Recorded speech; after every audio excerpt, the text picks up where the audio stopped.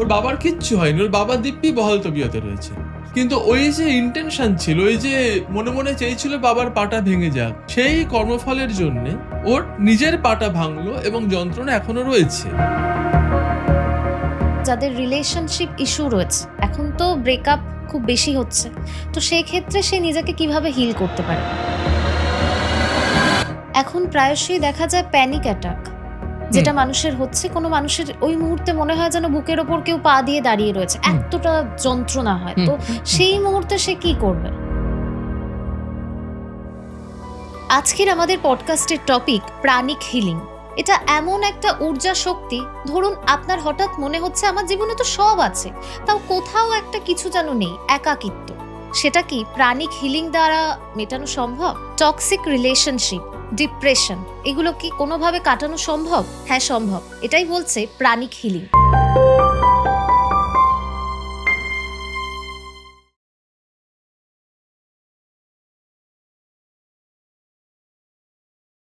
নমস্কার বন্ধুরা, তোমরা দেখছো অ্যাস্ট্রোবুক আর তোমাদের সাথে আমি প্রীতি। আজকের আমাদের গেস্ট সৌমিত্র বিশ্বাস, যিনি একজন প্রাণিক হিলার এবং তার সাথে সাথে একজন লেখকও। তিনি হেরুক নামক গল্প লেখার জন্য অনেক বেশি পরিচিত। কেমন লাগছে দাদা স্টুডিওতে এসে? আপনাদের স্টুডিওটা খুব সুন্দর। Thank you. প্রাণিক হিলিং বিষয়টা কিরকম? একটু নতুনত্ব লাগছে, একটু যদি বলেন। প্রাণিক হিলিং বিষয়টা এখন অনেকেই জানেন। খুব সংক্ষেপে সেই জন্য বলি, এটা হচ্ছে প্রাণিক শব্দটা এসছে প্রাণ থেকে। প্রাণ মানে প্রাণ শক্তি, প্রাণ ঊর্জা। হ্যাঁ। আর হিলিং কথাটা আমরা সবাই জানি আরোগ্য লাভ বা নিরাময় করে তোলা। আমাদের ওই প্রাণ শক্তি বিশ্ব ব্রহ্মাণ্ডের কাছ থেকে প্রাণ শক্তি নিয়ে বা আমাদের চারপাশে যা প্রাণশক্তি রয়েছে সেটাকে এক জায়গায় নিয়ে কোনো রকম যার কোনো সমস্যা আছে সেখানে চ্যানেলাইজ করে তাকে সুস্থ করে তোলাটা হচ্ছে প্রাণিক হিলিং। প্রাণ শক্তি নিয়ে কাজ করা হয় এখানে পুরোটাই। শক্তি নিয়ে, এনার্জি নিয়ে কাজ করা হয়। আপনার কাছে এমন কোনো ক্লায়েন্ট এসেছে যাদের রিলেশনশিপ ইস্যু রয়েছে, এখন তো ব্রেকআপ খুব বেশি হচ্ছে, তো সেই ক্ষেত্রে সে নিজেকে কিভাবে হিল করতে পারে? এখন আপনার প্রশ্নটা দেখে যেটা আমার প্রথম প্রশ্নটা হবে, আমি যেটা পাল্টা আপনাকে জিজ্ঞেস করব যে সে কি রিলেশনশিপটা ব্রেক করার পরে আসছে না রিলেশনশিপটা টক্সিক রিলেশনশিপের মধ্যে থাকাকালীন অবস্থাতে আসছে? টক্সিক রিলেশনশিপে থাকাকালীন যদি আসে তখন? তাহলে আমি তাকে প্রথম কথা বলি যে আপনি নিজের সিদ্ধান্ত নিন আগে যে আপনি কি করবেন। কারণ ওই টক্সিক রিলেশনশিপে যারাই আছেন এবং আর সহ্য করতে পারছেন না, তারা যে বেরিয়ে আসতে চান, ব্রেকআপ করতে চান, দুটো জায়গা তাদের পিছু টানে, দুটো প্রশ্ন তাদের মাথায় ঘোরে। প্রথমটা হচ্ছে যে আমি কি ঠিক সিদ্ধান্তটা নিচ্ছি, আমার সিদ্ধান্তটা ঠিক তো, কোনো ভুল করিনি তো। আর দ্বিতীয় যে প্রশ্নটা মাথাতে আসে সেটা হচ্ছে যে আমি না হয় বেরিয়ে গেলাম, তারপরে কি করব? সামনে তো পুরো শূন্য, তার তো কেউ নেই আমার জীবনে। যাই হোক, একজন তো আমার পাশে রয়েছে, সে যাই করুক, কিন্তু আর তো কেউ নেই, আমি এই শূন্যতাটা কাটাবো কি করে? একাকিত্বটা, এই যে জায়গাটা, এখানেই লোকে সিদ্ধান্তটা নিতে পারে না। তো যদি আমার কাছে আসেন, আমি কখনো আমার সিদ্ধান্ত দেবো না যে হ্যাঁ তুমি বেরিয়ে এসো বা তুমি না বেরোবে না, আমি এটা কখনোই বলবো না। আমি তাকে যেটা বলবো যে সিদ্ধান্তটা আপনাকে নিজেকে নিতে হবে। কিন্তু আমি হিলিং করে যেটা করতে পারি সেটা হচ্ছে এই যে সঠিক সিদ্ধান্ত নেওয়ার ক্ষমতা, স্বচ্ছভাবে চিন্তা করা, পুরো ব্যাপারটাকে, রিলেশনশিপটাকে একদম নিরপেক্ষ স্বচ্ছতা দিয়ে দেখা এবং একটা ভবিষ্যতের পরিকল্পনা যে আমি এরপর কি করব। এই পুরো ব্যাপারটা, যে যে চক্র আমাদের ভেতরে, অসংখ্য চক্র আছে, অসংখ্যই চক্র আছে, যে যে চক্র এইগুলোকে পরিচালনা করে, আমি সেই চক্রগুলোকে দেখে নেব যে কিরম অবস্থায় রয়েছে, সেগুলোকে হিলিং করা শুরু করব। তাহলে ওর নিজের সিদ্ধান্ত নেবার ক্ষমতাটা চলে আসবে। ও বুঝতে পারবে যে ওর সিদ্ধান্তটা ঠিক নিয়েছে না ভুল নিচ্ছে। এরপর ও যেটা করবে সেটাই ওর ব্যাপার। আচ্ছা, আপনার কাছে এমন কোনো ক্লায়েন্ট এসেছে যদি সেই গল্পটা আমরা জানতে পারি? যে সে সিদ্ধান্তটা নেবে কিনা বা সে এরকম সমস্যায় রয়েছে, কিভাবে সলভ হয়েছে, সেই গল্পটা আমরা জানতে চাই। হ্যাঁ, আসলে এই রিলেশনশিপ নিয়ে না আমি হুম। এমনি একটা সম্পূর্ণ আলাদা সেশন করেই থাকি। হুম, এবং রিলেশনশিপের জন্যে যা কিছু স্ট্রেস, রিলেশনশিপ জনিত কারণে যা হুম, কিছু স্ট্রেস, তাদেরও হিলিং সেশন আমার প্রায় সময়ই আমি করে থাকি। মানে এটা একটা বিরাট বড় অভিজ্ঞতার জায়গা। হুম, এবং এখান থেকে আচমকা গল্প বলতে বললে আমার ওই বাঁশবনে ডোমকা আনার মতন অবস্থা হচ্ছে। হুম, তো একটা ঘটনা বলি, হুম, একটি মেয়ে এসছে আমার কাছে, খুব বেশি হলে ২৩-২৪ বছর বয়স। হুম, তার বক্তব্য হচ্ছে যে, "আমি বাড়িতে আর থাকতে পারছি না। আমার হাসব্যান্ডকে নিয়ে আমি সত্যিই থাকতে পারছি না।" হুম, কেন? কারণ মানে খুব সংক্ষেপে যে হাসব্যান্ড ওকে প্রতি মুহূর্তে আগলে রাখছে। হুম, এবং হাসব্যান্ড ওকে একথাও বলেন যে, "আমার খুব ইচ্ছে করে যে তুমি অসুস্থ হয়ে পড়বে। হুম, খুব বড় একটা কোনো কঠিন অসুখ হবে এবং আমি হুম, সারারাত তোমার মাথার কাছে জেগে বসে থেকে তোমার সেবা করব।" এখন এটা একটা হুম, এটা হাসব্যান্ডের দিক থেকে এটা তার প্রেম, বউয়ের প্রতি প্রেম। কিন্তু স্ত্রীর কাছে এটা একটা আতঙ্ক। হুম, দুজনে হয়তো একসঙ্গে কোথাও বেড়াতে গেছেন। এবারে ঠিক মেয়েটির অবস্থা হয়েছে যুধিষ্ঠিরের মতো যে তীর হুম, লক্ষ্যভেদ করতে গিয়ে চারপাশে দেখছে। হুম, তো দাঁড়িয়ে এদিকে ওদিকে চোখ গেছে। ছেলেটি চাইছে যে, "ওদিকে কি দেখছো? আমি তো এইখানে দাঁড়িয়ে। আমার দিকে তাকিয়ে থাকো তুমি।" তো এই যে চাপটা মেয়েটা এটা নিতে পারছে না। হুম, আমি ওকে বললাম যে, "আমি এখন কি করব?" তো আমি বললাম যে, "মামনি আমি তো কি করবে বলতে পারব না। সিদ্ধান্তটা তোমার নিজের। একদম তোমাকেই সিদ্ধান্তটা নিতে হবে। কিন্তু যদি তুমি থাকবে বলে মনে করো, তাহলে সেই সিদ্ধান্তটাও দৃঢ়ভাবে নাও যে তুমি থাকবে। সেক্ষেত্রে তোমাদের রিলেশনশিপটা যাতে ভালো হয়, টক্সিসিটি কেটে যায়, সেই চেষ্টা, সেই হিলিং আমি করব। যদি তুমি মনে করো বেরিয়ে আসবে, তাহলে তোমার কষ্ট যাতে না হয়, সেটা আমি করব। কিন্তু তুমি আমাকে বলবে যে, হ্যাঁ, আমি থাকতে চাই, আমি তার হিলিংটা করতে থাকবো, অথচ তুমি প্রতি মুহূর্তে ভেতরে, ভেতরে চাইছো বেরিয়ে আসবো, হুম, সেক্ষেত্রে কিন্তু হিলিংয়ে কোনো কাজ হবে না।"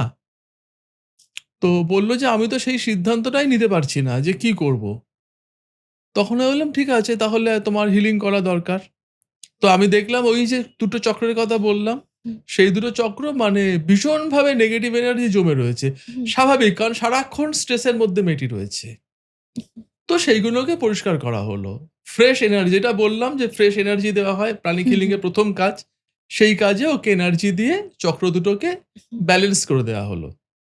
দিয়ে আমি বললাম, "এবার তুমি দেখো নিজেই ফিল করতে পারবে।" তারপর আরো ১ টা ২ টো টেকনিক ওকে বললাম যে, "তুমি এইগুলো করো, তাহলে হুম, তোমার সিদ্ধান্ত নিতে সুবিধা হবে।" তো একদিন এসে আমাকে বলল যে, "না আমি থাকতে পারব না। ইনফ্যাক্ট থাকতে পারিওনি। আমি বাপের বাড়িতে চলে এসেছি। আমি আর হুম, ফিরব না।" হুম, আমি বললাম যে, "তোমাকে খোঁজ করেনি, কথা বলেনি?" বলল যে, "না, ও সেরকম করে কিছু করেনি। ও হুম, নিজের ইগো নিয়ে রয়েছে। যে না ফিরবে, না ফিরবে। একদিন তুমি যাবে কোথায়? তোমাকে আসতেই হবে" ইত্যাদি, ইত্যাদি। আমি বললাম, "ঠিক আছে, তুমি তো এটাই চেয়েছিলে, মিটে হুম, গেল।" বলল যে, "আমি পারছি না। আমার খুব মন কেমন করে ওর জন্য। আমার সারাক্ষণ রাত্রিবেলা রোজ হুম, রাত্রিরে আমি কাঁদি হুম, যে কেন এই জীবন তো আমি চাইনি।" আমি বললাম, "যদি এত কষ্ট হয় ফিরে যাও।" হুম, বলল, "না ফিরব না। কারণ ফিরে গিয়ে যে কষ্ট তার থেকে এই কান্নাটা বেটার।" তখন আমি বললাম, "ঠিক আছে, তাহলে তুমি যদি চাও আমি হিলিং করে তোমার এই কষ্ট, এই যে বিচ্ছেদের যন্ত্রণা, হুম, এটা আমি বার করে দিচ্ছি।" তো মাস ৩ এর মতো লেগেছিল বোধহয়। হুম, ওই আরকি আশপাশে। আমার তো সঠিক সময়টা এখন মনে নেই। তারপরে একদিন আমাকে বলল যে, "স্যার আপনি তো আমার জীবনে পুরো মিরাকেল করে দিলেন। হুম, তো এই যেটা আপনি করেন এই হিলিংটা, এটা কি হুম, খুব কঠিন?" হুম, আমি বললাম, "না, না একদমই কঠিন না। খুব সোজা কাজ।" বলল যে, "মানে প্রচুর পড়াশোনা করতে হয়?" আমি হুম, বললাম, "কিচ্ছু না। খুব সোজা কাজ।" বলল, "আমি শিখতে পারি?" "নিশ্চয়ই তুমি এসে শেখো।" তো ও নিজে শুধু শিখেছে তা না, ও বন্ধুদের উৎসাহিত করছে, "তোরাও শিখবি, একটা দারুণ জিনিস" বলে। এবং ও এখন একদম সুস্থ, একদম ঠিক। কারণ এই রিলেশনশিপের পরে, ব্রেকআপের পরে যে হুম, বিচ্ছেদটা, সেই বিচ্ছেদের যন্ত্রণা কিন্তু ভয়ংকর একটা কষ্টের জায়গা। মানে ইভেন ওটার জন্য অনেক ক্ষেত্রে মানুষ ডিপ্রেশনে চলে যায়। একদম। কাজেই সেটা যদিও ৩ মাসে কাটিয়ে উঠতে পারে, এটা তো হুম, একটা অনেক বড় বড় অ্যাচিভমেন্ট। একটা অ্যাচিভমেন্ট তো বটেই। হুম, কিন্তু মেয়েটি নিজে তৈরি ছিল যে হ্যাঁ, আমি সুস্থ জীবনে ফিরতে চাই। যে কারণে এই ঘটনাটা ওর ঘটেছে। ঠিক আছে? এই আহ, বিষয়ে আমার একটা আগ্রহ আসছে হ্যাঁ, মনে। সেটা হচ্ছে এই যে পূর্বজন্ম, আমরা কি প্রাণিক হিলিং দ্বারা আমাদের পূর্বজন্ম হিল করতে পারি? দেখুন পূর্বজন্ম হিল করতে পারে, যেমন আমি অন্য কোনো ক্ষেত্রে বললাম, হুম, মানে এই রিলেশনশিপ ইস্যুতেও বললাম, বা যদি হুম, আচমকা আমার কারোর হাতে ব্যথা হচ্ছে, হুম, সেই ব্যথা আমি সরিয়ে দিলাম, হুম, সেটা একটা হিলিং। এখন সেইভাবে পূর্বজন্মে আমি যে কাজটা করে এসেছি, সেই হুম। কাজটাকে তো আমি সরিয়ে দিতে পারবো না, না, সেটা তো ফেরত নেওয়ার কোনো জায়গা নেই। কিন্তু কিন্তু যেটা করা যায় হুম, সেটা হচ্ছে ওই যে পূর্বজন্মের কর্মফলের যে ব্যাপারটা আমাকে ভোগ করতে হবে, তার ইন্টেন্সিটি মানে বহু মাত্রায় কমিয়ে দেওয়া যায়। কমিয়ে দেওয়া যায়। কমিয়ে দেওয়া যায়। কিছু টেকনিক আছে যেগুলো, যিনি আরকি এটা করতে চান, পূর্বজন্মের জন্য যিনি হিলিং করতে চান, হুম, কিছু টেকনিক আছে যেগুলো আমি তাকে বলবো, তিনি আমার সামনে গাইড করবে এবং তিনি প্র্যাকটিস করবেন আমার সামনে বসে। আচ্ছা, এটা তাকেই করতে হবে, সেটা তাকেই ক্লায়েন্টকে। করতে হবে, সেটা তাকেই করতে হবে। হুম, কারণ আমি এমন জিনিসও দেখেছি যে আমি যখন এই পূর্বজন্মে আমার হিলিং আমি জানি না করে কেউ চেয়েছেন, বলেছেন, হুম, আমি তাকে যখন প্র্যাকটিস করাচ্ছি, তিনি মানে আচমকাই হাউ, হাউ, হাউ, হাউ করে কাঁদতে শুরু করেছেন। ভেতরে কোথায় কান্না জমেছিল আমরা জানি না। তিনি নিজেও জানেন না যে কেন কেঁদেছেন। কিন্তু তার বুকের ভেতর থেকে তীব্র কান্না বেরিয়ে আসছে। হুম, এবং তারপর উনি বলছেন যে আমার খুব রিলিভড লাগছে এখন। হুম, কাজেই ওটা হয়তো ওই যে পূর্বজন্মের কোনো কিছু যেটা বাহিত হয়ে ছিল ভেতরে, সেই হুম। কষ্টগুলো বেরিয়ে যাচ্ছে একটা, একটা করে। হিলিংটাও শুরু হয়েছে। বোঝা গেল যে হ্যাঁ, হিলিংটা কাজ করছে। আচ্ছা, জামা-কাপড় নোংরা হলে আমরা সেটা পরিষ্কার করি। এবার হুম, মানুষের তো একটা অরা রয়েছে। হুম, অরাও তো পরিষ্কার করা দরকার। আমরা হুম। অনেকেই জানি না, পাত্তাও দিই না বা জানি পাত্তা দিই না। তো সেক্ষেত্রে প্রাণিক হিলিং দ্বারা অরাকে ক্লিয়ার করা যায়? প্রাণিক হিলিং এর মূল কাজটাই তো সেটা। অরা আর আচ্ছা। চক্রকে ক্লিন করে দেওয়া হুম। এবং তারপর সেখানে ফ্রেশ এনার্জি দিয়ে তাকে সতেজ সবল করে দেওয়া। ওটাই এমনকি প্রাণিক হিলিং এর মূল কাজ, কোন ওটাই কাজ। চক্রে কারোর ব্লকেজ রয়েছে সে হ্যাঁ, এখন জানে না। হ্যাঁ। আপনার কাছে আসলে সে কি বুঝতে পারবে যে তার এই চক্রে ব্লকেজ রয়েছে সেটা বা আমি কিছু? তাকে চেক করে বলে দেবো যে তোমার বা আচ্ছা, আপনার এই আচ্ছা। চক্রতে এখানে ব্লকেজ আছে, এই হুম, চক্রটা দুর্বল আছে, এখানে এই করতে হুম, হবে।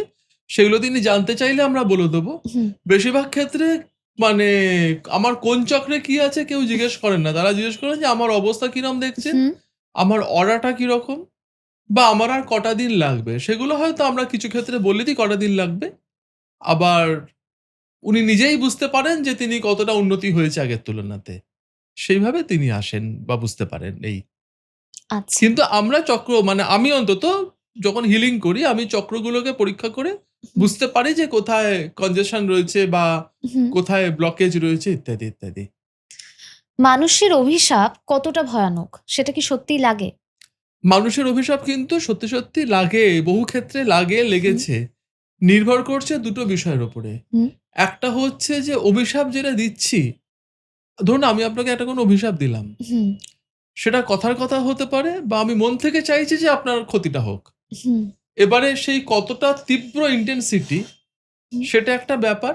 আর আমার ইনটেনশন কতটা তীব্র সেটা একটা ব্যাপার। এবার আমার ভেতরে যতটা বেশি আমার ভেতরে যা এনার্জি থাকবে, যতটা এনার্জি থাকবে হুম, সেইভাবে যদি যায়, বেশি পরিমাণ এনার্জি গিয়ে ঢোকে, ওই অভিশাপ যদি বেশি শক্তিশালী হয়, হুম, তখন সেটা লাগবে। কিন্তু ইনটেনশনটা একটা বড় ব্যাপার যে আমি কিছু বলেছি বা কিছু আমি চেয়েছি। হুম, ব্যাপারটা হচ্ছে কি যে ধরুন আমার ইনটেনশনটা হচ্ছে আপনার কিছু একটা হয়ে যাক। হুম, কিন্তু আমার সেই তীব্রতা নেই যেটা আপনার ক্ষতি করতে পারে। হুম। ফলত আপনার কিছুই হবে না। যেটা হবে ওই ইনটেনশন এর ফলটা আমাকে নিজেকে ভোগ করতে হবে। সেগুলো আমরা দেখেছি। আচ্ছা। মহাভারতে যেমন আমরা দেখেছি গান্ধারীর অভিশাপ, যেটা স্বয়ং ভগবান নিজে গ্রহণ করেছিলেন। ভগবানকে তো আর আমরা অভিশাপ দিতে পারি না। সেখানে শ্রীকৃষ্ণ বলেছিলেন যে, "তুমি শুধুমাত্র একজন মাধ্যম। এটা হওয়ারই ছিল।" তো সেক্ষেত্রে সেটা কিরকম হলো বিষয়টা? গান্ধারী যখন শ্রীকৃষ্ণকে অভিশাপ দিয়েছিলেন, হুম, তখন শ্রীকৃষ্ণ ঠিক যেটা বলেছিলেন যে, "দেবী আমি বহু আগেই ঠিক করে হুম, রেখেছি এই ঘটনাটা ঘটবে। আপনি শুধু সেটাকে সামনে প্রকাশ করে দিচ্ছেন।" হুম, কাজেই ওটা শ্রীকৃষ্ণের একটা চিত্রনাট্য ছিল যে এই হুম, ঘটবে এবং এটা লোকের কাছে লোকে জানতে পারবে, যেন কারণ তা না হলে পরে হুম, এই প্রশ্নটা আসবেই যে শ্রীকৃষ্ণ কেন ওই ওদের রক্ষা করেননি? বংশকে কুলকে রক্ষা কেন করেননি? হুম, কাজেই ওই অভিশাপের রূপ দিয়ে সেটা গান্ধারীর মুখ থেকে আসুক। এটা ছিল কৃষ্ণের উদ্দেশ্য। সেই হিসেবে গান্ধারী একটা চিত্রনাট্যের নাটকের অংশ। হুম, কিন্তু এটা বাদ দিলে যদি আমরা গান্ধারীর অংশটা দেখি, হুম, তাহলে গান্ধারী একটা তীব্র পুত্র শোকে হুম, জ্বালিত হয়ে এবং তিনি বলেছেন কৃষ্ণকে অভিশাপটা দিয়েছেন। অভিশাপটা কখন দিয়েছেন? একদম শেষ বেলায়। তারপরে তিনি ধৃতরাষ্ট্র এবং কুন্তী তারা ৩ জনে মিলে হুম, সমস্ত কিছু ছেড়ে দিয়ে অরণ্যে সন্ন্যাস জীবন নিয়ে নেন। হুম, এখন এই যে গান্ধারী অভিশাপটা দিয়েছেন, কষ্ট থেকেই হোক বা যেখান থেকেই হোক, তার কিছু ফল তাকে কোথাও পেতে হবে যেটা মহাভারতে নেই। হুম, কিন্তু লোককথায় লোকগাথার মধ্যে হয়তো আছে, যেটা আমি জানি না। হুম, কিন্তু এটার ফলটা তাকে পেতে হবে, বা সে যে আকারেই হোক না কেন, বড় বৃহৎ আকারে হোক আর হুম, ক্ষুদ্র আকারে হোক, পেতে হবে। হুম, আর যেহেতু আপনি মহাভারতের কথাটাই তুললেন, সেজন্য আমি বলি যে মহাভারতে যে চালু মহাভারত আমরা পড়ে থাকি তার মধ্যে আমি কোথাও ঘটনাটা পাইনি। কিন্তু এটা মহাভারতকে নিয়ে তো বহু রাজ্যে, বহু জায়গায়, বহু লোকগাথা আছে। সেরকমই একটা কাহিনী হচ্ছে যে কোনো একজন রাজা শিকারে বেরিয়েছেন এবং সেখানে তিনি দেখেছেন যে ২ টো হাঁস যাচ্ছে, সঙ্গে ১০০ টা বাচ্চা। তো জাল ফেলে সবকটাকে ধরা হয়েছে। হুম, ধরে বেঁধে রাখা হয়েছে। এবার রাজার মনে হয়েছে যে এগুলো যদি কেউ পালিয়ে যায় তাহলে এত পরিশ্রম বৃথা গেল। যাতে পালাতে না পারে বলে ওদের সবাইকার চোখ উনি অন্ধ করে খুঁচিয়ে নষ্ট করে দিয়েছিলেন। তারপর তো শিকারের জিনিস এসছে, যেভাবে হুম, যা করা হয় আনন্দ উৎসব করা হয়েছে। এর বহু জন্ম বাদে সেই রাজা আবার জন্ম নিলেন জন্মান্ধ হয়ে। ওই যে ১০০ টা বাচ্চাকে মেরেছিলেন, হুম, তার ১০০ টি সন্তান হলো। যে সন্তানদের জন্যে তিনি জীবনে কখনো শান্তিতে থাকতে পারেননি। এবং শেষ বেলায় গিয়ে যখন তিনি দেবতাকে জিজ্ঞেস করেছিলেন যে, "মাধব, তুমি কেন আমাকে এই অবস্থায় ফেললে?" হুম, কৃষ্ণ তাকে বুঝিয়ে দিলেন, "তুমি এই করেছিলে।" ধৃতরাষ্ট্র। হ্যাঁ। তখন ধৃতরাষ্ট্র তাকে বললেন যে, "তুমি তো আমাকে বহু আগেই শাস্তিটা দিতে পারতে। এই জন্মে হুম, কেন টানলে?" বলল, "প্রথম কথা, তোমাকে আমি যে জন্মেই দিই, তোমার মনে হবে এখন কেন? কেন আরো আগে তুমি করে মিটিয়ে দাওনি?" প্রত্যেকের মনে হয় এটা। যে কেন এখন কষ্ট পাচ্ছি? আরো আগে তো মিটে যেতে পারত। এই জন্মে আমায় পেতে হলো? বা হুম, পরে তো পেতে পারতাম। হুম, এটা মনে হয়। আমরা ভগবানকে দোষ দিয়ে থাকি তার যে, "তুমি কেন হুম, করালে?" বলে। দ্বিতীয় কথা কৃষ্ণ বললেন যে, "তুমি সে সময় রাজা ছিলে এবং রাজা হয়ে যে কাজগুলো করেছ, হুম, আমাকে এই কর্মের ফল তোমাকে যদি দিতে হয় বা তোমায় যদি পেতে হয়, আমি তোমাকে দিইনি, তুমি নিজেই অর্জন করেছ। তাহলে তোমাকে রাজার জায়গাতেই আসতে হবে। এবং এই যে মাঝের জন্মগুলো, সেইগুলো জুড়ে তুমি যা, যা সুকর্ম করেছ, সমস্ত কিছু সংগ্রহীত হয়ে আজকে তুমি রাজা। অতএব ওই শাস্তিটা নেবার জন্যে তুমি এখন প্রস্তুত। সেজন্য তোমাকে এটা পেতে হয়েছে।" বস্তুত আমরা নিজেরা যা করি সেটাই আমার কাছে ফেরত আসে। আমরা দোষ দিই ভগবানকে যে, "আমার সঙ্গে কেন এরকম হচ্ছে? আমাকে হ্যাঁ, নিয়েই কেন?" কিন্তু সেটা আমরা তো নিজের দিকে তাকাতে পারি না বা আমরা নিজের অতীত জন্ম জানি না। সেখানেই প্রাণিক হিলিং এর টেকনিকটা দরকার, যাতে যাই হোক আমার জীবনটা যেন সুন্দরভাবে চলতে পারে। তাহলে সেক্ষেত্রে দেখতে গেলে যদি আমরা কাউকে ব্লেসিংস দিই, তাহলে তো সেটা আরো ১০ গুণ আমাদের কাছে নিশ্চয়ই আসবে। ব্লেসিংসটার পরে আরো ১০ গুণ ফেরত আসবে এবং এটারও টেকনিক আমাদের প্রাণিক হিলিং এর মধ্যে আছে। হুম, যে ব্লেসিং করলে পরে কি হতে পারে। আমি হুম, যে ইনটেনশন নিয়ে বা হুম, যা মনস্কামনা নিয়ে ব্লেস করব, হুম, তার ১০ গুণ বা বহুগুণ আমার কাছে ফেরত আসবে। বাহ! এবং এটা আমি একদম পরীক্ষিত সত্য হিসেবে দেখেছি, হুম, অভিজ্ঞতার মধ্যে দিয়ে। আচ্ছা। সেটা হচ্ছে যে আমাকে একদিন একজন ফোন করলেন। হুম, প্রচন্ড টেনশনে পড়েছেন ভদ্রলোক। উনি একটা প্রাইভেট ফার্মে চাকরি করেন। হুম, তো কোনো অসুস্থতা বা যার জন্য বেশ কিছুদিন যেতে পারেননি।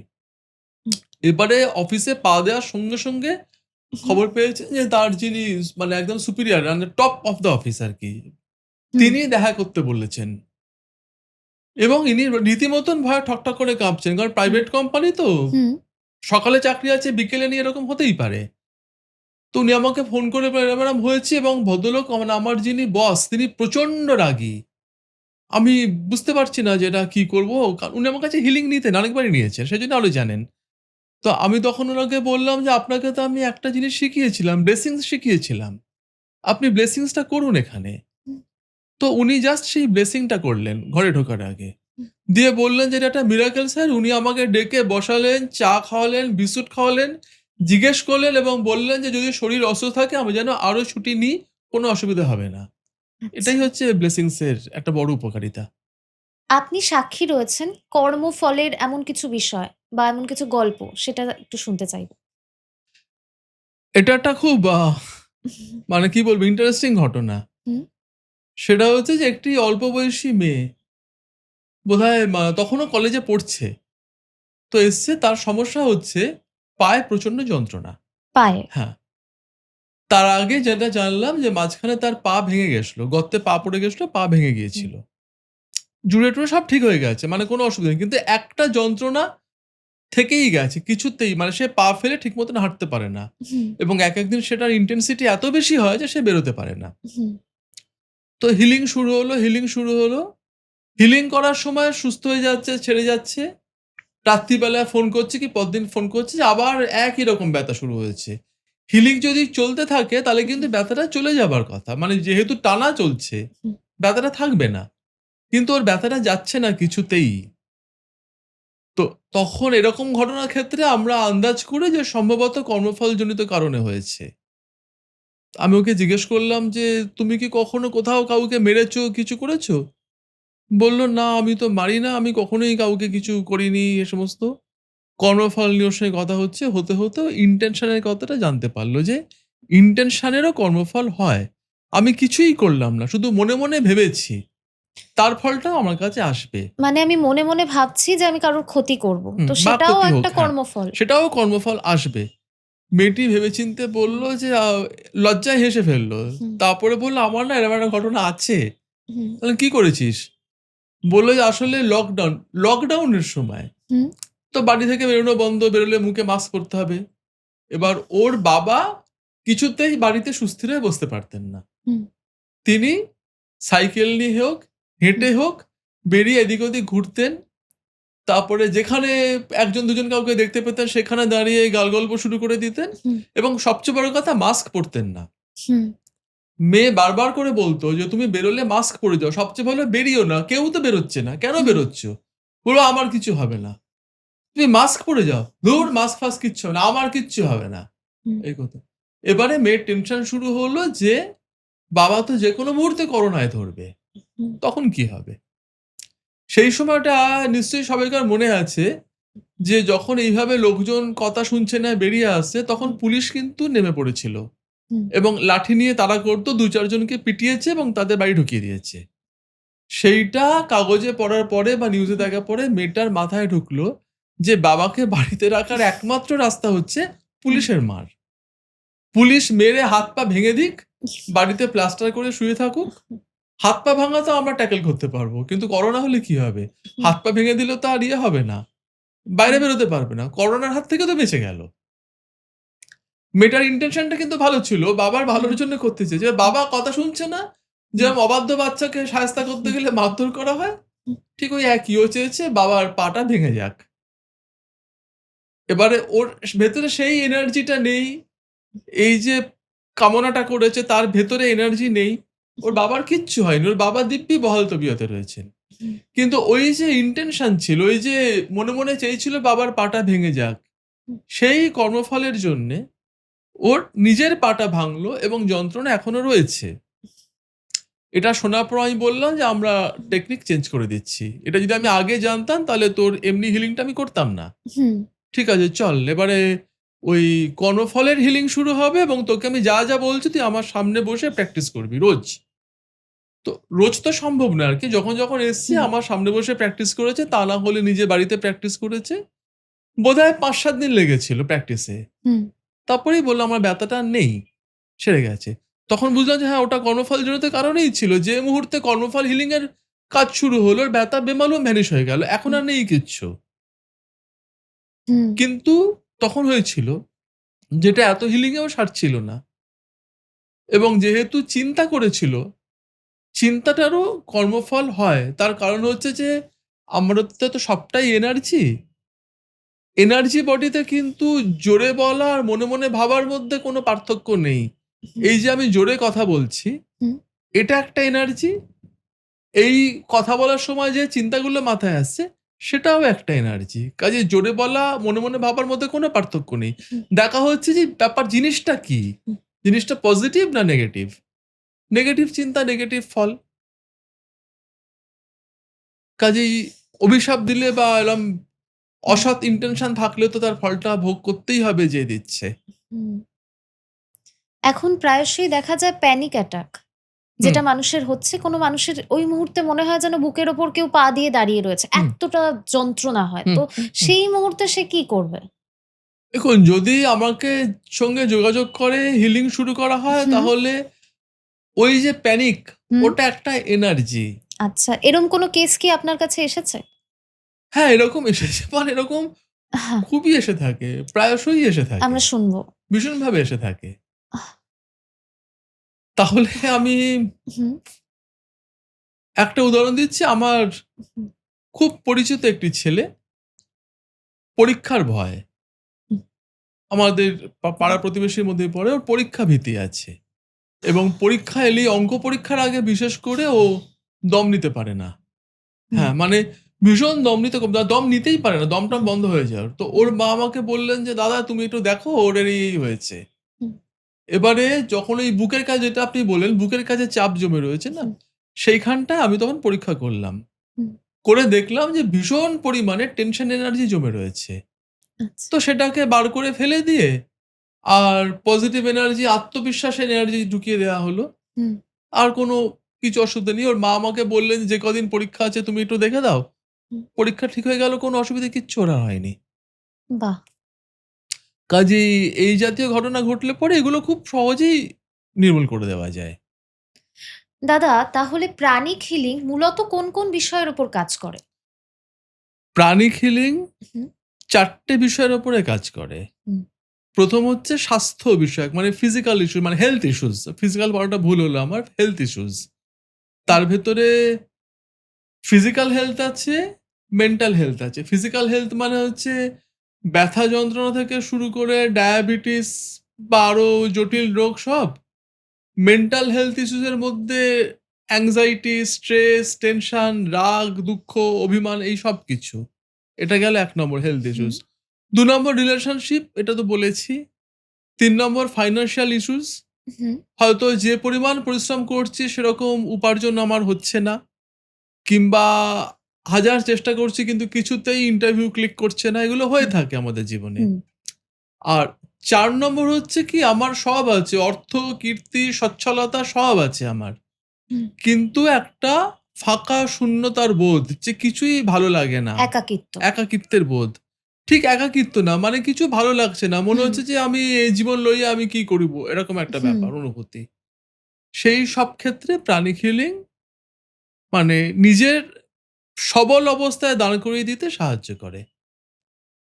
আমরা অনেক সময় ভাবি যে আমাদের বাড়িতে বোধহয় কেউ কিছু করেছে, কোনো তন্ত্র বা ব্ল্যাক ম্যাজিক হয়েছে। সেক্ষেত্রে প্রাণিক হিলিং কিভাবে কাজ করে?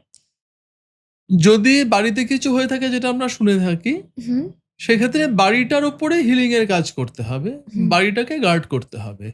তবে বাড়িতে বাড়িতে ঘরে বা বিশেষ কোনো ঘরে হয়তো অনেক হুম, অসুবিধা থাকতেই পারে। হুম, সেটা যে সবসময় বাইরের কোনো লোক ব্ল্যাক ম্যাজিক করেছে বা তন্ত্রের কোনো অভিচার ক্রিয়া করেছে তা নয়। হুম, আমি হয়তো নিজেই ঘরটাকে এই অবস্থায় ফেলেছি। আমি উদাহরণ দিয়ে বলছি। একজন মা এসেছেন, তার অদ্ভুত কমপ্লেইন, বাচ্চা ছোট। হুম, বাচ্চার ২ বছরের মতো বয়স। এমনিতে খুব হাসিখুশি, চঞ্চল, ছটফট, ছটফট করছে। আমার ঘরে এসেও দৌড়াদৌড়ি করে বেড়াচ্ছে। সমস্যা হচ্ছে যে মায়ের যেটা বেডরুম, হুম, মায়ের নিজের ঘর, যেখানে বসে উনি কাজকর্ম করেন, অফিসের কাজও করেন ল্যাপটপে। সেই ঘরটাতে ঢুকলেই বাচ্চাটা প্রচণ্ড কাঁদে। তাকে কিছুতেই সামলানো যায় না। আর অন্য কোথাও কিছু হয় না। তো উনি একদম নিশ্চিত যে এখানে তো কেউ বান মেরেছে বা কিছু হুম, করেছে। মানে বাড়ির ছবি দেখি। ছবি দেখে আমি দেখলাম যে ওই ঘরটার ভেতরে প্রচুর পরিমাণে কান্নার এনার্জি জমে রয়েছে। হুম, তা আমি জিজ্ঞেস করলাম যে, "এতখানি কান্না, এটা তো বাচ্চার কান্না জমেনি, এটা কোথা থেকে এসছে?" উনি ভেবেচিন্তে বললেন যে, "অ্যাকচুয়ালি বিয়ের পরে আমি অ্যাডজাস্ট করতে পারতাম না, খুব কাঁদতাম। সারাদিন ধরে আমি কাঁদতাম। সেই কান্নার এনার্জি গুলো ওখানে জমে গেছে। তখন ঘর এবং একই সঙ্গে বাড়িটাকে ক্লিন করতে হলো।" আমরা যেটা করি না, অফিস থেকে ফিরেছি, অফিস থেকে প্রচুর স্ট্রেস নিয়ে এসছি। হুম, সেই স্ট্রেসটা আমার শরীর থেকে বিচ্ছুরিত হয়েও ঘরে লাগছে। আর আমি রাগারাগি চেঁচামেচি করছি, হয়তো আমার স্ত্রীর সঙ্গে ঝগড়া হয়েছে, তাই নিয়েও ঘরে জমা হচ্ছে। পাশের ঘরে ছেলে মেয়ে রয়েছে, তারা কিন্তু জানতেই পারছে না যে বাবা মায়ের মধ্যে ঝগড়া হচ্ছে, তারা জানে না। কিন্তু ওই যে ঝগড়ার এনার্জিগুলো, নেগেটিভ এনার্জিগুলো, সেগুলো কিন্তু ঘরের মধ্যে ঢুকে রইল, সেগুলো কিন্তু বাড়িতে ছড়িয়ে গেল। এবার ওই যে আমার ছেলে মেয়ে, তারা একটা নেগেটিভ জিনিসের মধ্যে তো সকাল বিকেল কাটাচ্ছে, নিঃশ্বাস নিচ্ছে নেগেটিভিটির মধ্যে, কারণ ঝগড়ার এনার্জি, স্ট্রেস এনার্জি, অ্যাংজাইটি, দুঃখ, অভিমান সব তো জমে রয়েছে। একটা ঝগড়ার পেছনে তো বহু কারণ থাকে, সেইগুলো সব তো জমে রয়েছে ঘরের মধ্যে। তার মধ্যে দিয়ে আমার ছেলে মেয়ে যখন বড় হচ্ছে, তার ভেতরে কিন্তু নেগেটিভিটি ঢুকছে এবং তার কেরিয়ারকে এফেক্ট করছে, রিলেশনশিপকে এফেক্ট করে যাচ্ছে। কাজেই যেটা তখন করতে হয়, ওই ঘর বা বাড়ি, পুরোটা বাড়িটাকে ক্লিন করে, হিল করে, ক্লিনজিং করে দেওয়া, তার মধ্যে ফ্রেশ এনার্জি দেওয়া, যাতে সবাই একটু সুস্থ, স্বাভাবিক, ভালো এনার্জি নিয়ে বাঁচতে পারে। আর সবচেয়ে ভালো হচ্ছে যদি প্রতি মাসেই একবার করে ক্লিন করে নেওয়া যায়, এটাই দরকার অ্যাকচুয়ালি। কারণ প্রতিনিয়ত তো নেগেটিভ এনার্জি ঢুকছে, আমরা নেগেটিভ এনার্জিকে আটকাতে পারবো না।